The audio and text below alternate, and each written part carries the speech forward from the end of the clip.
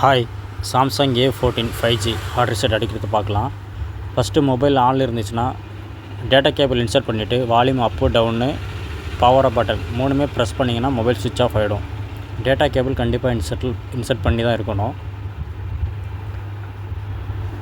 இப்போ நான் மொபைல் சுவிட்ச் ஆஃப் பண்ணிவிட்டேன், டேட்டா கேபிள் இன்சர்ட் பண்ணியிருக்கேன்.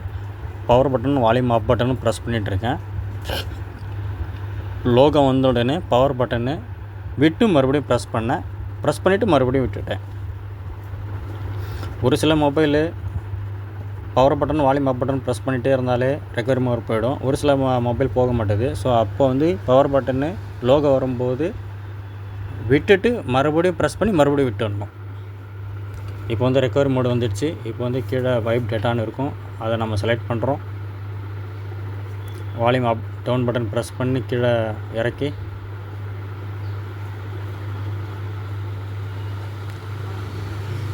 வைப் டேட்டா இருக்கும்.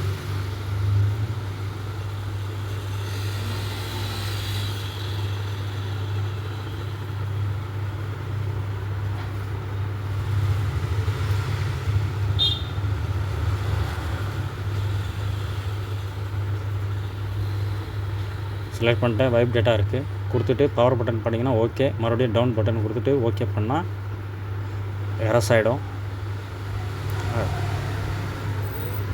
அடுத்தது கிளியர் கேட்சின்னு ஒன்று இருக்கும், அதையும் கொடுத்துருவேன்.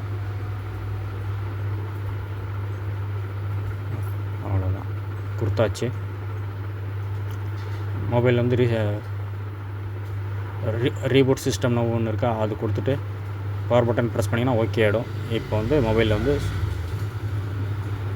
மொபைல் சுவிட்ச் ஆஃப் ஆகி ஆன் ஆகும். அவ்வளோதான் ஃப்ரெண்ட்ஸ். நம்ம வீடியோ பிடிச்சிருந்தா சப்ஸ்கிரைப் பண்ணிக்கோங்க, லைக் பண்ணுங்கள், ஷேர் பண்ணுங்கள், கமெண்ட் பண்ணுங்கள்.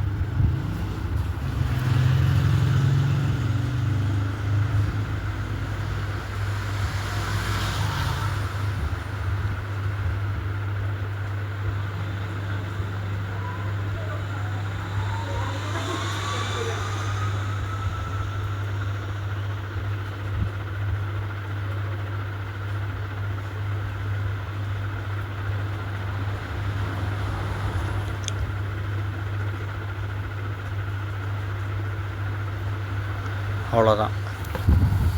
இப்போ இந்த மொபைல் FRPயில் இருக்குது. FRPயில் அடுத்தது FRP ரிமூவ் பண்ணணும்.